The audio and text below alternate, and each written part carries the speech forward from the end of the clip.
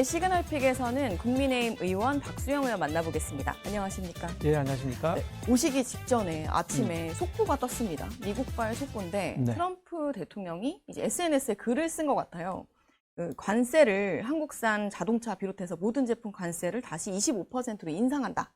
그러면서 의회 비준이 늦어지고 있다, 약속을 어기고 있다라는 취지로 글을 썼는데 이 부분에 대해서는 뭐 사전에 들으신 바가 있으셨나요? 전혀 없었죠. 네. 청와대를 비롯해서 정부도 처음 들어서 지금 당하고 있는 상황이고요. 네네. 제가 보기에는 이제 트럼프가 그렇게 쓴 걸 보면 네. 원래 우리하고 협상은 뭐냐면 법안만 발의하면 네. 15% 상호관세를 하겠다는 내용이었고 그래서 11월 26일 날 대미투자법이 발의가 됐습니다.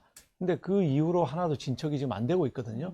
그래서 트럼프 대통령이 한 내용에 대한 속내를 좀 알아야 됩니다. 첫째는 진짜 국회가 통과 안 시켜서 그런 건지, 네. 근데 그건 협의 내용하고는 다른 거라고 지금 말씀드렸지 않습니까? 두 번째는 지난주에 이제 그 김민석 국무총리가 갔어요. 네. 벤스를 만났는데 그렇죠. 부통령 만났더니 제기한 문제가 쿠팡 문제하고 맞습니다. 소년보 목사 문제를 제기를 했고, 김민석 총리는 이해가 됐다, 양해가 됐다 이런 식으로 설명을 했는데 네. 실제로 됐다면 이렇게 됐을까? 즉 쿠팡 문제나 소년보 목사 문제도 그 배경에 있는 건 아닌가 하는 문제. 세 번째 또 있어요. 네.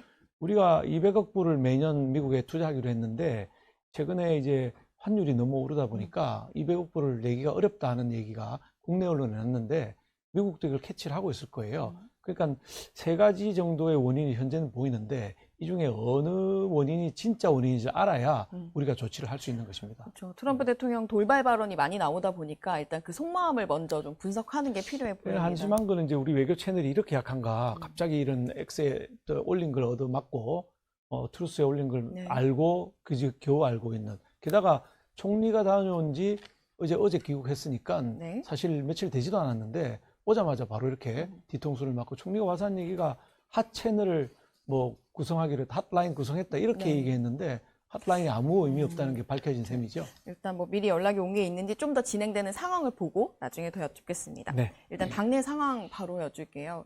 그 장동혁 대표가 일단 단식을 중단하고 병원에 갔다가 퇴원을 한 상황입니다. 그리고 의원님도 작년에 단식을 하셨었잖아요. 네, 그 대법관 관련해서. 네. 그 단식 후유증이 좀 심하다고 그때 들었던 것 같습니다. 후유증이 심하죠. 저는 사실 5일밖에 안 했는데 장동혁 대표는 7일 밤을 지나고 8일째 아침에 네. 이제 병원으로 이송이 돼 갔습니다. 저보다 사흘을 더 한 셈인데 상당히 체력적으로 있고 장기 손상도 염려가 되는 부분이 있기 때문에 네. 어제 사실은 심장 검사를 했었습니다. 네. 그런데 이제 결과는 아직 안 나왔고요. 본인이 근데 빨리 복귀를 하기 위해서 어제 점심 때쯤 퇴원을 결정을 해서 했고 빠르면 내일 아니면 모레 정도 복귀하겠다는 의욕을 지금 보이고 있는데 저는 사실 내심 걱정이 많이 됩니다. 그게 후유증이 오래 가거든요. 네. 저만 해도 아직까지도 좀 상태가 좋지 않은데 장 대표가 아무리 젊고 힘있고 의지가 강하지만 사실 단식 후유증을 극복하기 위해서 조금 더 요양을 하고 왔으면 좋겠다는 게 제 생각입니다. 네, 단식하는 과정에서도 이제 범보수 진영의 인사분들이 많이 찾아왔고 실제로 단식을 이제 끝내고 나와서 복귀 메시지가 정말 중요하다라는 죄송합니다. 말씀을 많이 하세요. 복귀 메시지가 어떤 내용이어야 할까요? 글쎄 이제 장 대표의 고민이 아마 쉬면서 깊어졌을 거라고 생각합니다. 네. 저는 한 세 가지 정도 메시지가 있지 않겠나. 그 중에 픽을 할 텐데 네. 첫째는 단식을 한 이유, 쌍특검법 이걸 그렇죠. 다시 이제 강하게 얘기할 가능성이 있고 하나는 이제 민생입니다. 민생. 지금 물가, 환율, 트럼프 아침에 얘기했던 트럼프 관세 문제 등등 민생 문제가 아주 심각한 상황이기 때문에 그쪽으로 초점을 맞춰갈 수도 있고 세 번째는 이제 당내 혁신이라고 생각합니다. 당을 바꾸는 혁신을 당대표가 되고 나서 제대로 하지를 못한 상황에 있었기 때문에 당내 혁신, 특히 인적 쇄신, 공천 작업에서의 젊고 참신한 인물들로 공천을 하는 방법 등을 통한 당 내부 쇄신, 이 세 가지가 이제 될 텐데 그 중에 어느 걸 얼마나 중점을 두고 비중을 줄 것인가는 전적으로 장 대표의 몫이라고 생각합니다. 단식 때부터 계속 얘기가 나왔지만 이제 당내 갈등 중에서도 그 당계 갈등, 한동훈 전 대표와의 갈등이 계속 부각되는 측면이 있는 것 같습니다. 특히 어제 같은 경우는 김종혁 전 최고위원에 대해서 탈당 권유, 사실상 시간이 지나면 이제 제명이라는 조치가 내려지는 좀 고강도 윤리위의 결정이 나오면서 더더욱 좀 갈등 분열로 가는 거 아니냐라고 지적이 나오는데요. 어제 나온 결정은 어떻게 보셨습니까? 글쎄요, 뭐 불가피한 결정이 아니었나 생각이 듭니다. 여러 가지 그동안 진행 상황을 보면 한동훈 대표 측에서 2번 정도는 기회를 네. 놓친 게 아닌가라는 이제 단계에 대해서 공식적인 발표를 하기 전에 네. 먼저 선제적으로 움직였어야 된다. 즉 단계 일부는 뭐 조작됐다고 주장하지만 네. 상당 부분은 본인 또는 가족이 했다는 거 확실하니까 그 부분에 대한 사과가 선행됐어야 되고, 그게 단계 발표 이후에 하면 사람 이상하게 되거든요. 그 전에 했어야 되고, 그러면서 그동안 언급이 되었던 서울시장이라든지 부산 북구갑이라든지 하는 등의 출마, 이건 안 하겠다. 즉 백의종군 선언이 필요했다고 보고 있고요.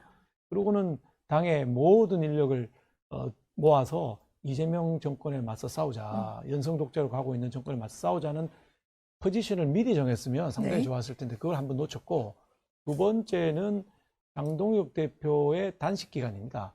한 번쯤은 와서 격려를 했으면 좋았을 단식장에 것인데, 왔으면 좋았겠다. 예. 또는 저는 그보다 한 걸음 더 나가서 장동혁 대표를 병원 보내고 릴레이 단식으로 이어받아서 했더라면 당의 희생하는 모습을 보임으로써 더 큰 정치인이 될 수가 있고, 본인에 대한 징계 문제도 상당히 완화될 수가 있는 부분인데 2번의 기회를 액션하지 않았기 때문에 돌아오면 장 대표가 이제 최종 결정하게 되겠지만 네. 쉽지 않은 상황이다, 이렇게 보겠습니다. 뭐 장 대표의 최종 결정을 앞두고 지금 친한계나 뭐 한동훈 전 대표도 어제 SNS 상에서는 상당히 격앙된 표현들을 쓰고 있는 것 같습니다. 지금 국민의힘에서 불법 계엄이 진행 중이다, 이런 표현을 쓰기도 했는데요. 그 친한계 내부의 지금 반응에 대해서는 좀 어떻게 평가하시나요? 그러니까 친한계 쪽에서 뭐 시위도 했습니다. 네, 여의도 집회도 와서 갖고 있죠. 집회도 하고 했는데 네.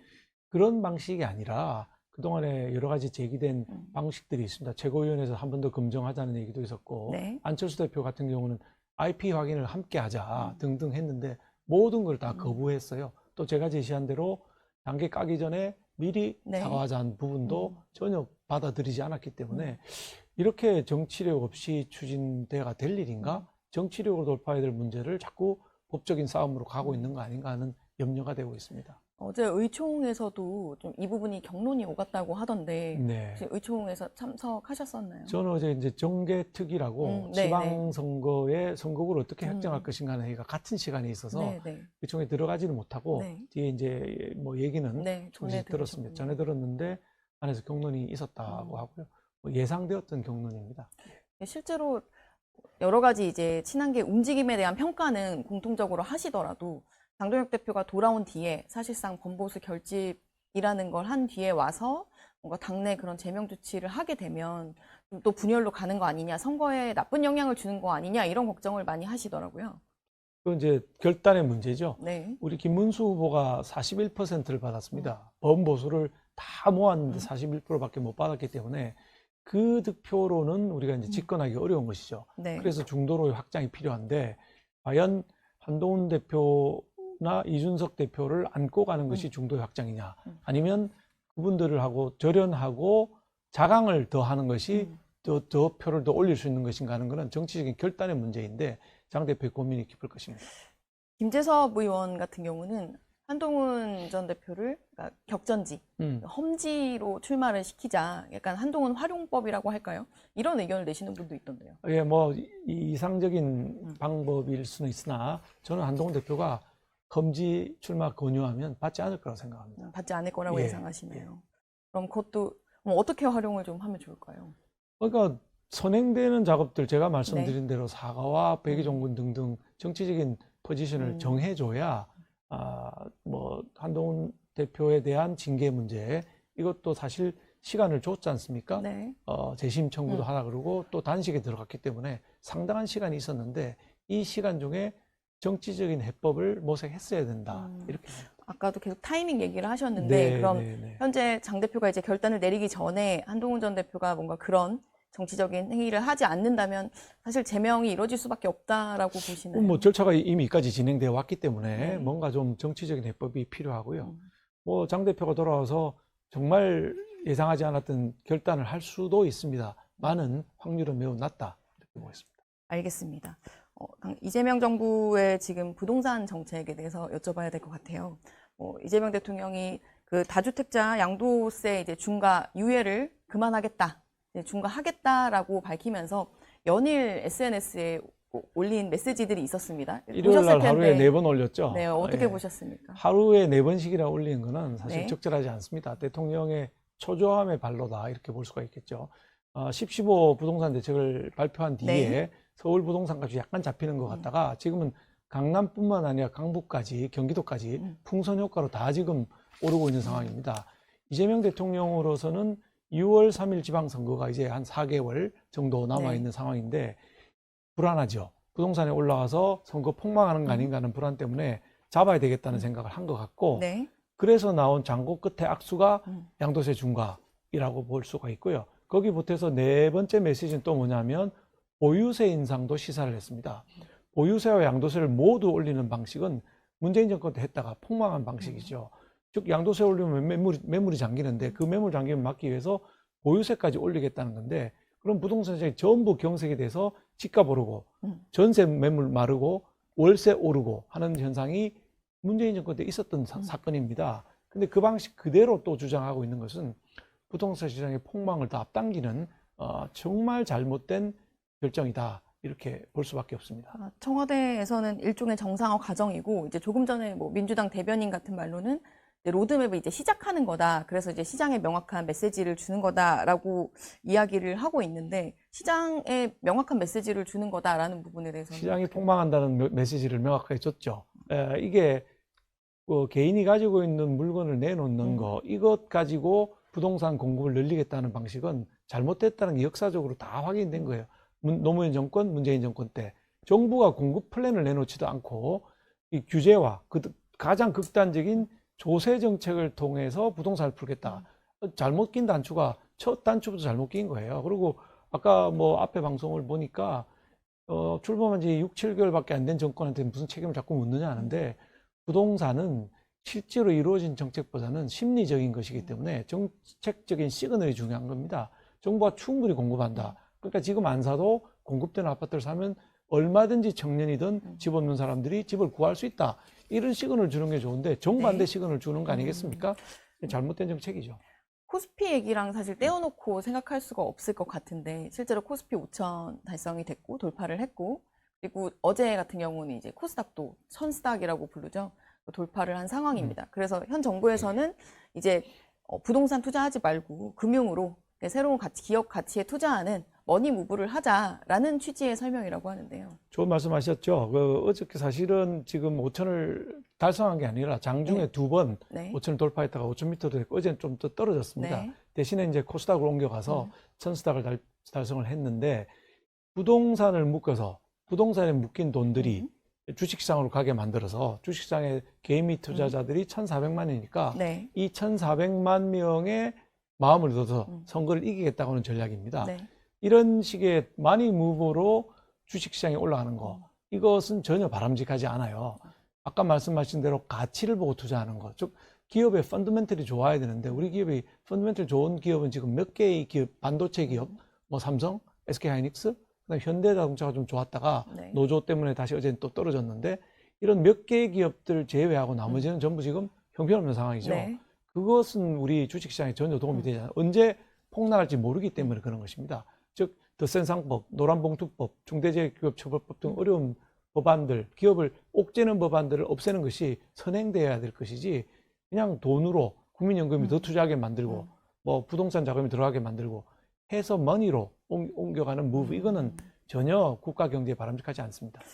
이재명 대통령이 그때 이제 코스피 5천 특위 민주당 의원들 만났을 때 이제 주가 누르기 방지법 같은 것들을 빨리 처리해야 된다라고 강조를 하신 것 같아요. 실제로 상임위에서 이제 논의가 될 수도 있을 텐데. 예, 법안 이미 발의가 되어 있죠. 네. 이소영 법안이 발의가 되어 있고 그 관련된 법안들이 몇 개 더 나올 걸로 예상이 됩니다. 논의를 하죠.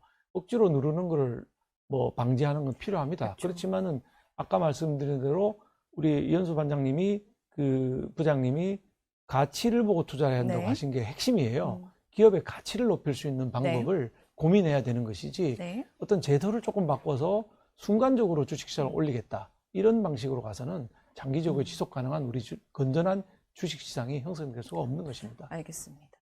이혜훈 후보자 청문회를 또 안 여쭤볼 수가 없습니다. 재정 계획이 간사시기도 하고 네. 실제로 이제 금요일에 청문회를 하고 일요일에 지명 철회가 되는 수순이 됐어요. 청문회 하시면서 하기까지도 사실 우여곡절이 많았었는데 네. 좀 어떤 심경이셨어요?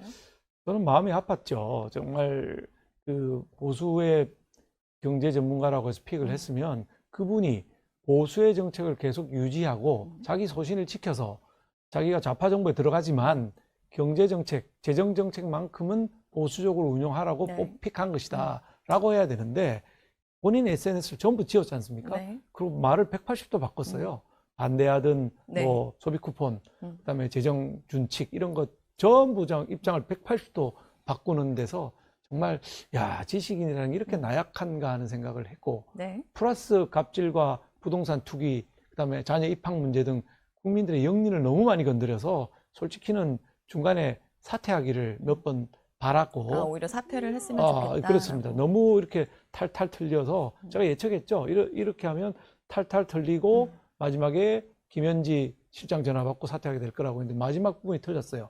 이재명 대통령이 그 정도 아량도 보이지 않았다. 바로 철회를 해버렸으니까. 그러니까 최악의 경우를 맞이한 게 이해훈 후보라고 볼 수 있습니다. 실제 수사도 해야 된다라는 강조도 하셨던 것 같고 이제 대통령이 직접 검증에 대해서 사과를 해야 한다라고도 주장하셨던 걸로 아는데요. 사과가 필요하죠. 이게 이해훈 후보가 저희가 질의를 하니까 네. 12월 중순에 오파를 받았다, 제안을 받았다 이렇게 네, 얘기를 네. 했습니다. 12월 28일 날 지명을 했기 때문에 네. 13일밖에 시간이 없었거든요. 그 시간은 한 사람을 검증하는데 충분한 시간이 아닙니다. 저도 장관 후보로 2번을 검증을 받아봤는데 네. 공직 출신이고 현역 국회의원인 저도 한 달 반 정도 걸렸습니다. 근데 현역도 아니고 공직 출신도 아닌 사람을 네.